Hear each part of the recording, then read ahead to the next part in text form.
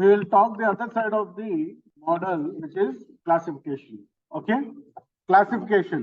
So classification algorithms, when the dependent variable denoted by small y, binary means yes or no, multinomial, it is more than two levels or classes in dependent variable. So classification algorithms are used when your dependent variable y is non-numeric, either binary. Binary means yes or no, or multinomial. Multinomial means more than two. So classification. So in the class regression algorithms are used when your dependent variable is numerical and continuous. When the dependent variable is non-numeric, either binary, yes or no, true or false, or multinomial, more than two levels, then we have to use classification algorithms. The fundamental algorithm in classification is binary logistic regression.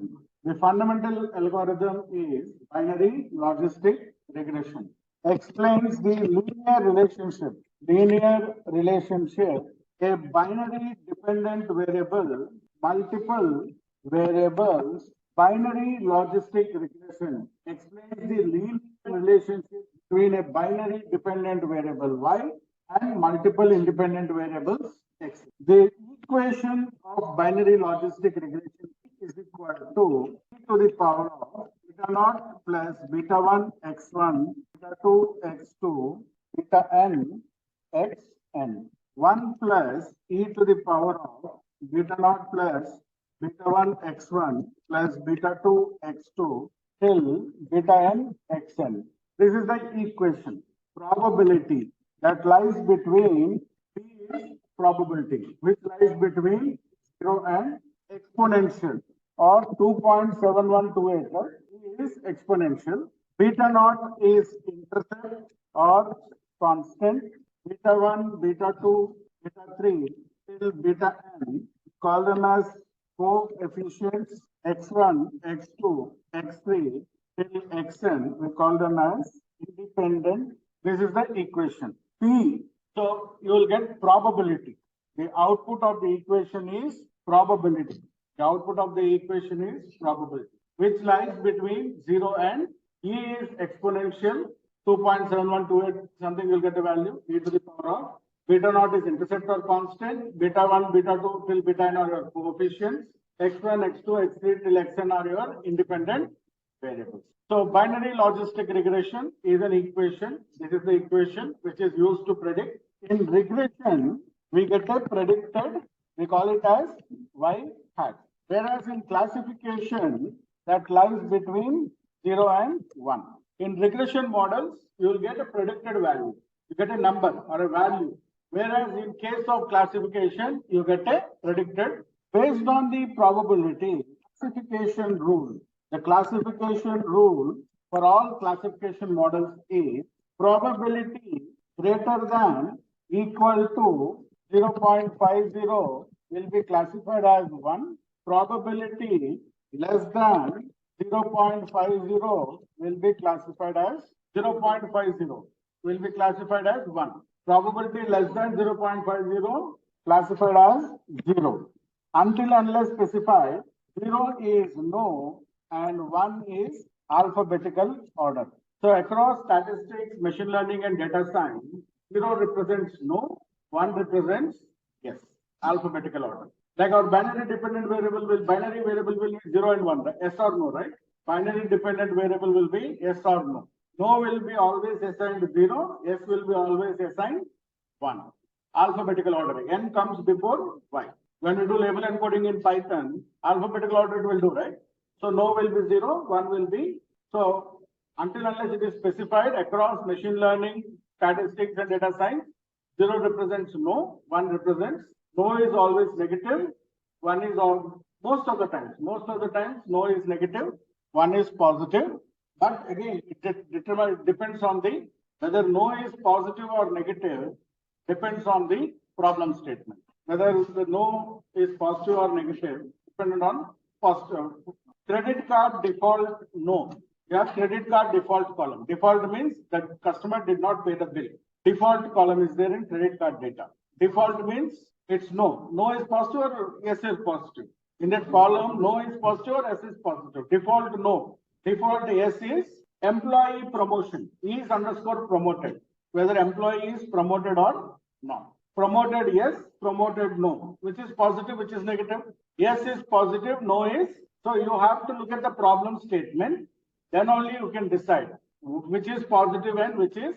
This interview question also they will ask you whether no is always negative, yes is always positive. No, it depends on the problem statement. Based on the problem statement, we have to identify the positive class and the negative class. We can't simply go with no and this classification rule is for all classification algorithms. In all classification algorithms, probability will be generated. For each row, a probability will be generated. Based on the probability, the classification will be decided, whether it will be 0 or based on that, you will give the class name. If you look at the binomial distribution, so we assume normal distribution in linear regression, right? In logistic regression also, we have an S-shaped curve, right? Either all the observations will be on 0 or all the observations will be on, because if you have 0 and 1 and you try to plot them as a scatter plot, you get a plot like this, right? There will be nothing in between. Either it will be 0 or it will be 1. Now, if I draw a curve touching these lines, it will be an S-shaped curve with a threshold of 0.5. So that's what? Above 0.2 will be class 1. Below 0.2 it will be class. It will be like a S-shaped curve. Not able to draw it properly. So let me show it correctly. So linear regression is a straight line. We discussed it, right? Linear regression is a straight line. Whereas this is a S-shaped curve. Got it? S-shaped curve, just like this, and the threshold is 0.50.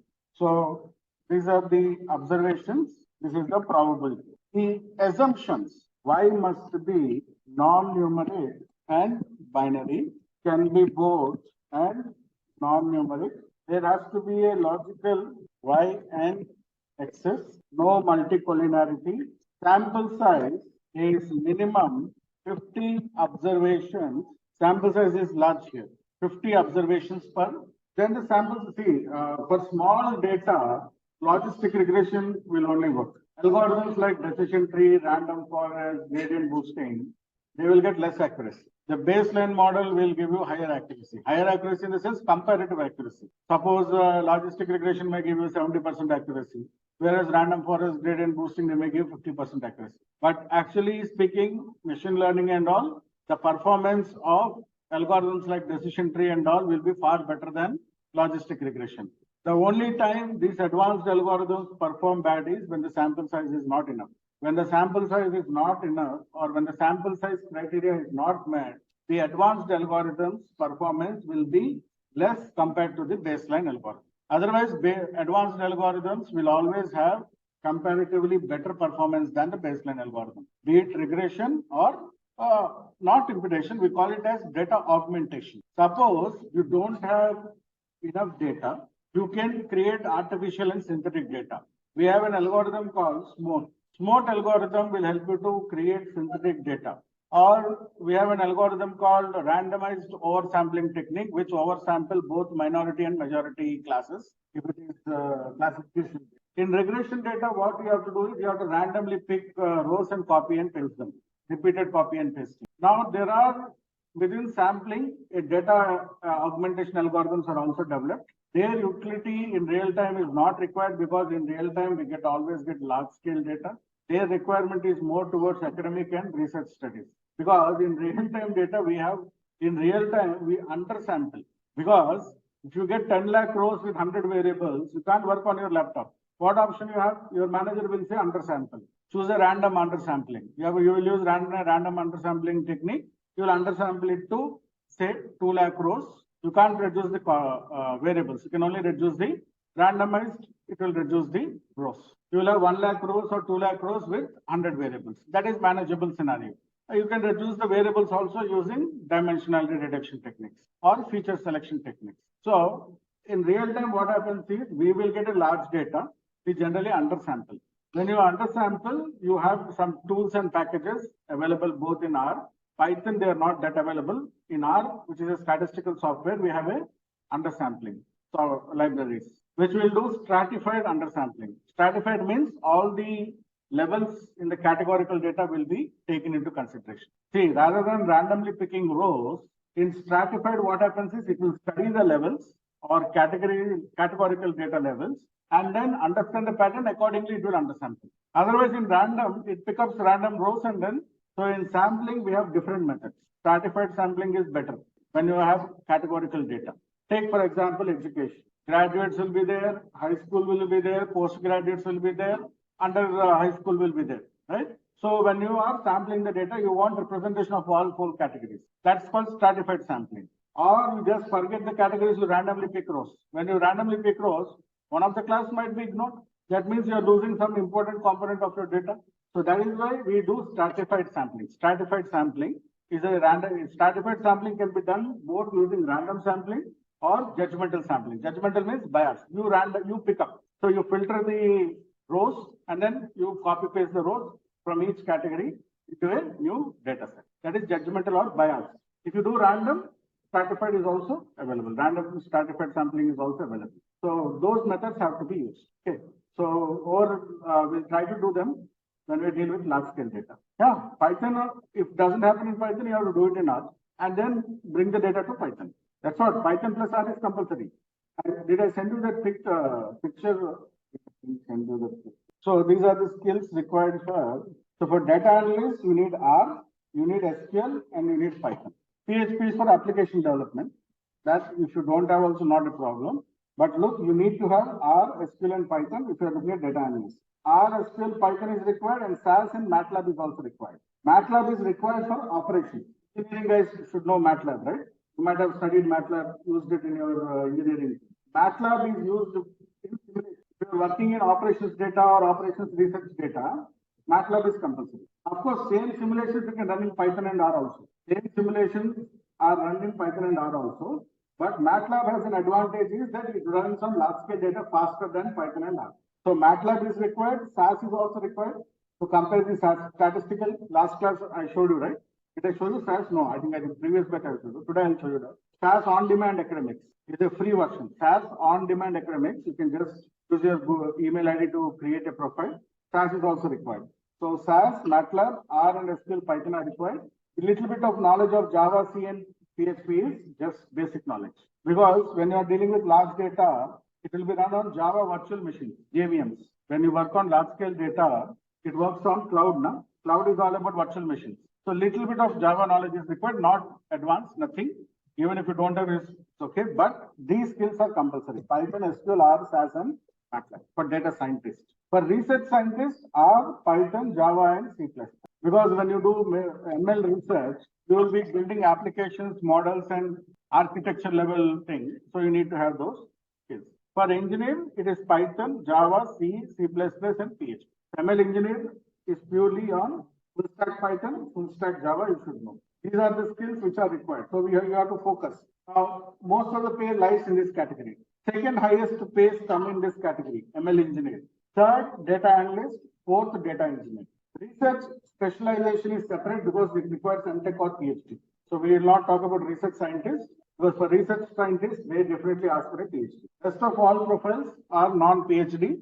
Okay, so it's up to you how you want to target your. If you want to target data analyst, you have to focus on R, SQL, and Python. Data scientist means R, SQL, and Python advanced with SAS and MATLAB. SAS is for statistical data. MATLAB is for simulations and operations data. The interpretation of output, like I told you, Python will not give you statistical output. First one, you will get a value called accuracy. Accuracy must be 0.70 to 0.95. So we have the score function, right? In regression, we have the score dot fit x comma y. Dot score x comma y, we get in regression r square. We get in regression r square. Here you will get something called accuracy. I will just explain you what is accuracy. Just hold on. And the accuracy range is 0.70 to 0.95. What is the range for r square? 0.60 to 0.9. Then your intercept for efficiency. The second you will get is intercept plus for creating the equation for prediction. So you will get accuracy and then intercept plus. All right. Can we move forward? Now, For all classification models, one of the important thing is confusion matrix. Confusion matrix is very important in classification. Is a 2 by 2 matrix of actual, or simply saying it's a cross tabulation of actual and predicted. For binary, it is 2 by 2.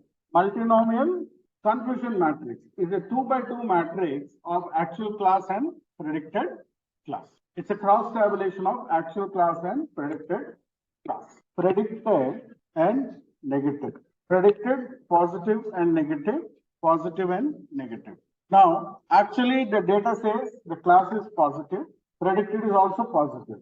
Actually the data says the class is positive, predicted also says positive. This is correct classification. We call this as, actually the data is positive, but your model predicted it as, which is wrong classification. We call this as false. Actually the data says it's negative, but your model predicted it as positive. Call this as false. Actually data says negative, your model also predicted negative. This is correct. We call it as true. The 4 quadrants of the confusion matrix, 2 by 2 matrix of actual class and predicted class. Actual positive, predicted positive is true positive. Actual positive, predicted negative is false negative. Actual negative and predicted positive is false positive. And actual negative and predicted negative is. Now, from this confusion matrix is what our primary method accuracy is calculated. Accuracy is equal to true positive plus true negative divided by true positive plus false negative plus false positive plus true, the formula for accuracy, or TP plus TN divided by TP plus FN plus FP plus. So accuracy is the primary metric. Accuracy is the primary metric. And the dot score function will give you the accuracy. In the back end, it will create a confusion matrix and it will give you the, or recall is another thing, which is true positive plus true negative by true negative plus false positive. F1 score. So these are the some other metrics which are calculated from the confusion matrix. So for your reference, true positive, FP is and TN is. False negative is also called as type 2 error. False negative is also called as type 2 error. And false positive is called as type 1 error. False negative is type 2 error. False positive is type 1 error. See, the primary metric you have to calculate is accuracy. Okay, accuracy is the first thing you compare, like R square is what determines the model performance in regression. Accuracy determines the model performance in, so accuracy is calculated. Like Leon is asking why we should calculate these metrics also. Now, one of the problem classification data is imbalanced data. One of the important problems classification is imbalanced data. In regression, we have the problem of skewness and outliers. In regression, what is the major issue? The dependent variable has. Similarly, in classification, the dependent variable will have imbalanced data. What is imbalanced data? Let us say I have 28,000 no's. I have hardly 4,000. I have 28,000 no's. I have only 4,000. There's a big difference, right? In yes and no. This we call it as imbalanced data. Imbalanced data means where there is a big difference between the two classes. So in this case, no is called as majority class. Yes is called as the accuracy of imbalanced data model will be very good. The accuracy of imbalanced data model will be very good. It will be 0.70 to 0.9. Predictive accuracy of minority class. The minority class prediction will be very, very good.